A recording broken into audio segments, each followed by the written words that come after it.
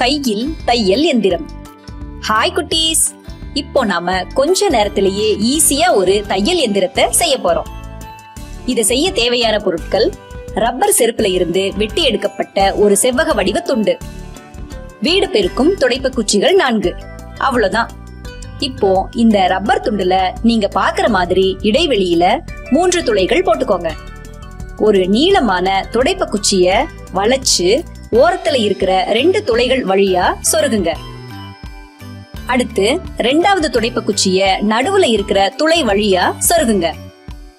இப்போ நீங்க பாக்குற மாதிரி கீழிருந்து மேலாக சொருகி பொருத்துங்க. இப்போ நீங்க கடைசியா பொருத்தின ரெட்டை குச்சிகளை ஒன்னா சேர்த்து கையில பிடிச்சுக்கிட்டு சுத்துங்க பாப்போம். அட, தையல் எந்திரம் ஓடுற சத்தம் கேக்குதே. ஆமா, சத்தம் மட்டும்தான் கேக்குமா? இந்த இயந்திரத்தை வச்சு தைக்க முடியுமா? வாங்க பார்க்கலாம்.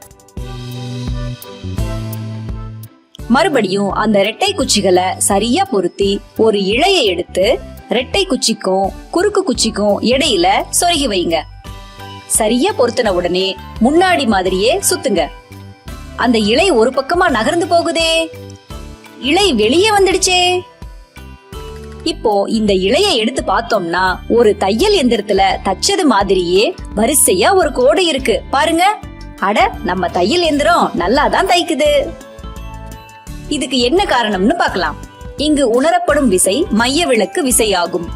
ஒரு வட்டப்பாதையில் நகரும் ஒரு பொருளால் அது சுழற்சியின் மையத்திலிருந்து வெளிப்புறமாக செயல்படும் விசை மைய விலக்கு விசை ஆகும்.